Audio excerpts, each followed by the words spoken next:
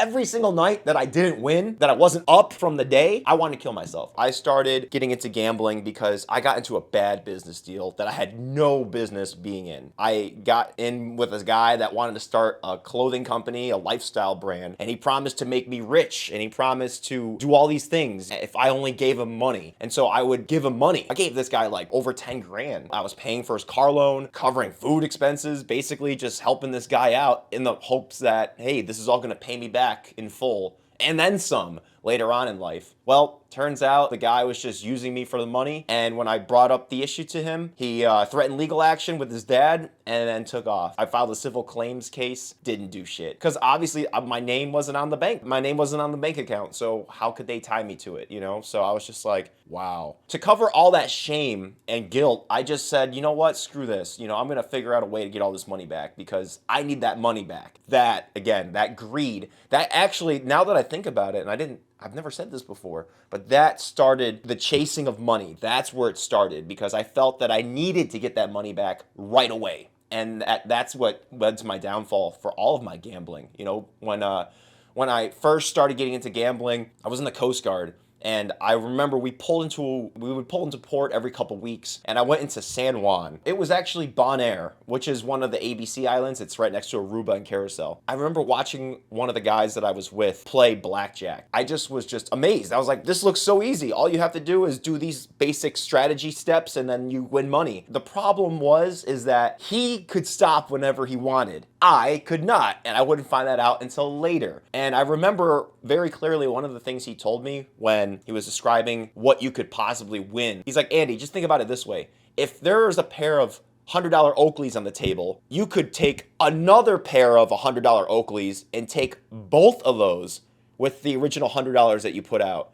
And I was like, oh man. Well, I don't really give a shit about Oakleys, but I give a shit about the extra money that I could win. And so I started to play. And I found success, of course, right away because the thrill, you know, of just winning money. And I was like, whoa, I can actually win back all the money I just lost from that bad business deal. And then I just thought to myself, well, all I got to do is do this. And eventually it got to the point where the whole first night I just kept gambling and gambling and gambling. And I would watch very closely how my friend played so that I would raise my bets when he would, and I would decrease them when he would. Because again, we were playing blackjack, and you know, there's certain times obviously where you want to raise and lower. And so I would just watch that. And then I just remember at the end of the night, well, as the night went on, I kept drinking because, you know, Coke and rum, you know, I was like, oh, okay, this is great. Free drinks, why not? I just remember buzzing. And at the end of the night, I lost all the money I brought. Now, granted, I, at the time, had just started gambling, so I was using cash, right? I was using extra money,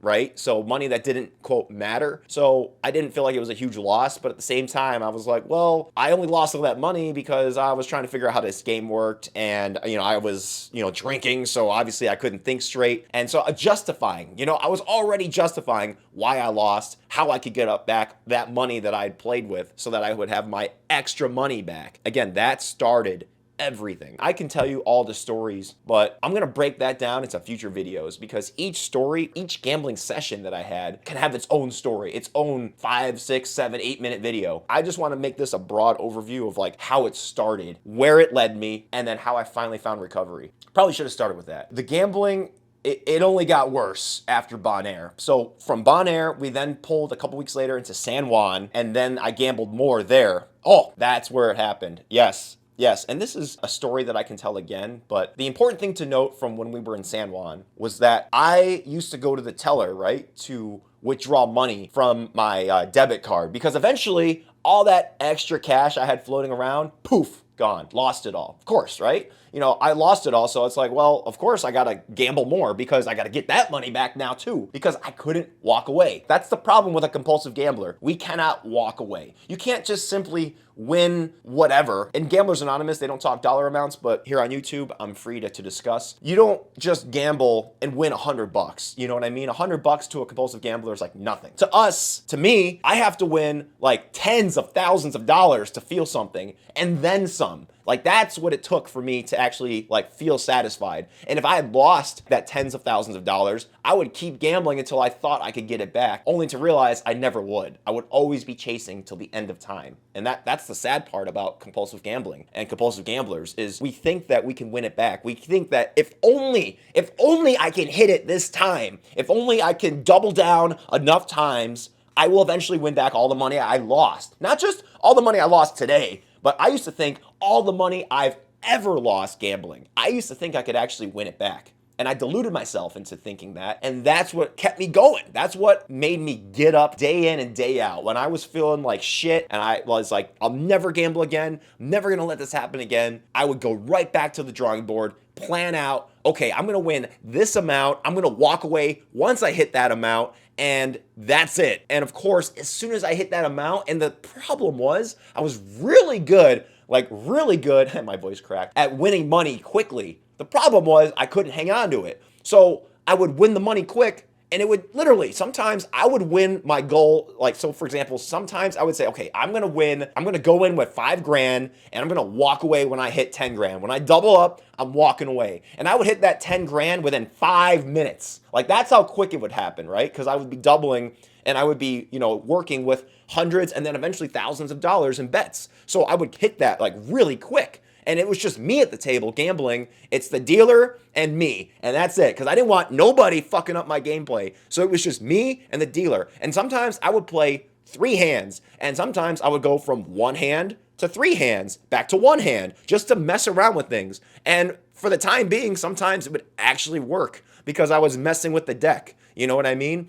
But the problem is I couldn't walk away. I would hit the numbers quickly and then I wouldn't walk away. I would literally get up, go take a break to go piss, and then come back. Actually, no, I would get up, go brag to the bartender about how awesome I was, because there was this cute bartender that worked there. I would brag to her and say, hey, look at all this money I won, and here you go, here's a nice tip. And she'd be like, why are you still here, man? Like, you literally just won all this money and yet you're still here. And I'm like, no, I'm on a streak. I'm on a streak. I am winning big. Today is my lucky day. I'm just going to keep hitting. And she'd be like, all right, dude, whatever. Obviously, to her, it was insanity. But to me, I didn't see it that way. I saw it as, hey, I'm feeling lucky today. Today is the day that I win back all the money that I lost from that bad business deal and all the money that I lost from learning how to play blackjack. Yeah, that's how sad my thinking was back then. And I really did think I could do it. That, like I said, I thought that this was destiny. I felt that, hey, it is my job to win this money back. I would get the money quick and then I'd lose it all. And I cannot tell you, if you're a compulsive gambler, you'll totally understand what I'm saying. For me, there was no greater disappointment than winning all this money, the chips stack up,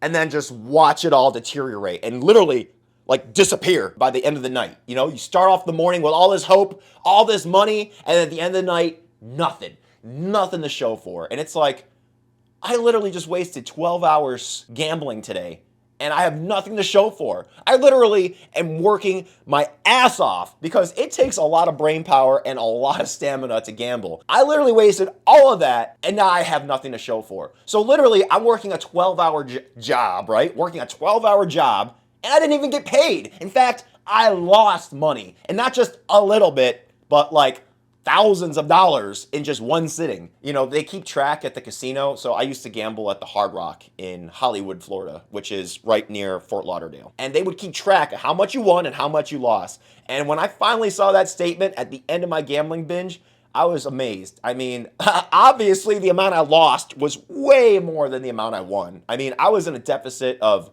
170 grand, yo. Like seriously, I lost 170 grand. It's a little bit higher, but like, I think that's like the amount that I'm really confident knowing that I lost. It was so bad that I didn't even recognize it until everything fell. Imagine this, right? You get up, you go out and gamble, you think you're gonna leave as soon as you hit the big number. You hit the big number, and then you think, nah, I'm just gonna keep gambling. I'm gonna keep pushing. This is it. And you start to lose. And what would happen is I would lose that first hand, and then something would go off in my brain of, no, this can't be happening. I cannot lose. I used to think I was entitled to always win. So as soon as I started losing, I would just fall right off. You know what I mean? Like I would just go off the deep end and I'd start betting like crazy, throw out all the plans I had, And that is the definition of a compulsive gambler, is when the losing starts, oh my gosh, like forget everything. You know, it's all in now. I have to get that money back now. How's my battery doing? Okay, good. All right. Needless to say, I would just go out all day, all night, lose everything, and then at the end of the night feel like total shit, be so pissed at myself because I let that happen. Man, dude, this chair is like, I would go and win all this money, lose it all, and then at the end of the night feel like total shit, and then be like, how am I gonna get all this money back now? How am I going to walk away when I know I can't walk away? Like, that is a really crappy feeling to be stuck in, seriously. There were so many nights, like at the end of the night, when I was going up the elevator. There was an elevator at the casino, and I would go up that elevator. On the top of the wall, it would have it would have a quote from Green Day saying, I hope you had the time of your life. And I would just be like, yo, I would be beside myself. I was so fucking pissed when I saw that, because I'm like, yeah, I had the whole fucking time of my life, losing all my money, wasting 12 hours gambling again,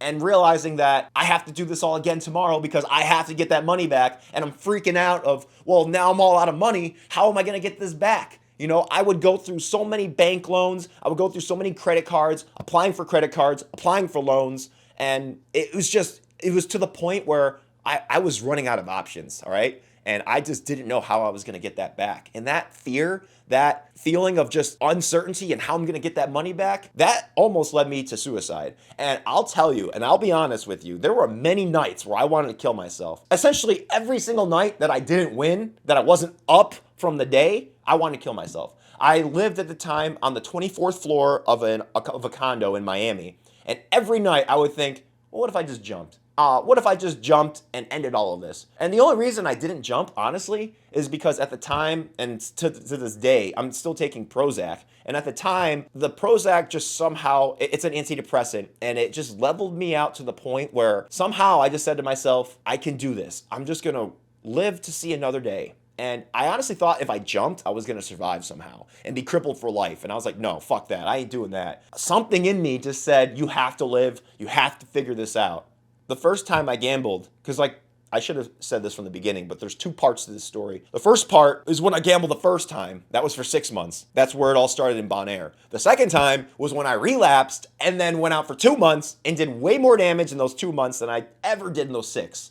And the big thing to realize from the first time is that I really did think it was other people's fault that I lost all that money. Because, and these are two different stories that I'll go into later, but I trusted two guys with my money. They were other compulsive gamblers, and they would woo me with stories about how they could help me with my gambling and make me better and, help me control my gambling. And all I had to do was just give them some money and they would return it. Wow, what a great deal, right? Give somebody who I've never met before, who has all these promises about how they can make me a better gambler, and they could give me my money back. Why wouldn't I trust him, right? I fell into that. And that's a big reason why I just fell super hard, because not only was I losing money on my own, but now I was losing money by just giving it to them and them losing it and then asking for more and then me giving them more. You know what I mean? It's just utterly ridiculous. But this is where the addiction led.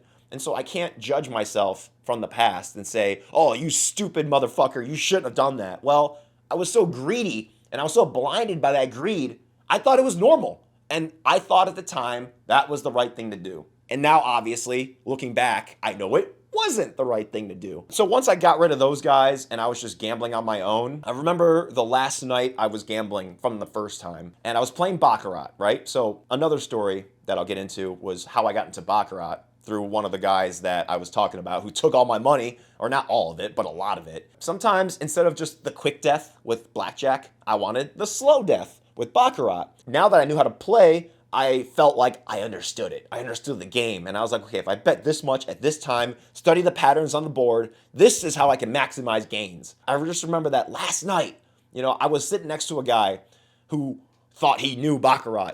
This guy was a champ. He had a huge stack of chips and he thought he was the shit. And he would just bet a certain amount every time. Essentially with Baccarat, you either bet on bank or player. The dealer deals out both. And then you just pick, hold on a minute. I can't remember exactly. But anyways, it's player and bank. and you get control of some of the cards. I'm pretty sure it's player. That would make sense that they would always be bank. And then you just bet on which one. I'll never forget that night, it was bank like 12 times in a row. And like, obviously, if you can see the future, great, good for you. But I couldn't, so I didn't know. So obviously, I didn't keep doubling my money, like thinking, okay, I'm just gonna walk away when I'm up like 150 grand. But I just kept betting and losing and losing and losing. And once I saw that 12th bank hit, I was so fucking pissed. I was like, if only I would have doubled, then I would have been fine. I would have paid off all the money and then be up. But obviously you can't see the future. And I had to ask myself now, if I really was doubled up that much, would I have stopped on the 13th bet? Fuck no. I would have doubled again. And then guess what happened on bet 13? Player. Exactly. So it went from 12 banks in a row to player. And then I was just like, you know what? Here's my last $100. I don't give a fuck anymore. And of course I lost it. And that night, oh baby, let me tell you, there's a disappointment in myself that I can't even put into words. Like, that's how bad it was. Like, it was like, that's when killing myself was at an all-time high. And something in me just reached out to God, and I just said, God, I'm done. Like, I am done. I never want to do this again. I am so beside myself. I don't know what to do now. And that's when I called the employee assistance program that the Coast Guard had, admitted to my boss, admitted to my parents. Whew, I'll tell you that story some other time. It was just so embarrassing, but I got the help I needed. I was able to get to Gamblers Anonymous a couple days later because employee assistance, they got me in with a psychiatrist. He referred me to Gamblers Anonymous, and that's where it started. That's where I started getting the help. And that's how I came to get recovery the first time. And of course, as you know from earlier, that's not where the story ends because there's a relapse involved. I just wanted to tell you that's how I got into gambling. I don't wish that upon anybody. It sucked really, really bad. There's so many things that I can tell you that I haven't gotten to tell you yet because it would take forever. But just telling you this part of my story, I feel will resonate with a lot of you because if you're a compulsive gambler who either is in recovery or still actively gambling, you'll most likely be able to relate to a lot of things that I said. And my hope is that if I can help one person, I know it's cliche, a lot of people say that, but seriously, if I can help one person from my story, it's worth it. Because that one person now has hope that they too can recover and that they too aren't cursed to gamble and chase their losses for the rest of eternity and have to live with that shame and guilt every single day, waking up wanting to die, going to bed wanting to die all the time. They don't have to live like that anymore because they know someone else has already lived through that and someone else has already turned the page into recovery and shown them there's a better way. So thanks for letting me share, guys, and I'll be back next time. I've been wanting to do this for a long time. I just didn't get around to it because I thought, why would I share this? Because I'm not going to get views. Nobody's going to care. But it doesn't matter because I have a really important story to tell.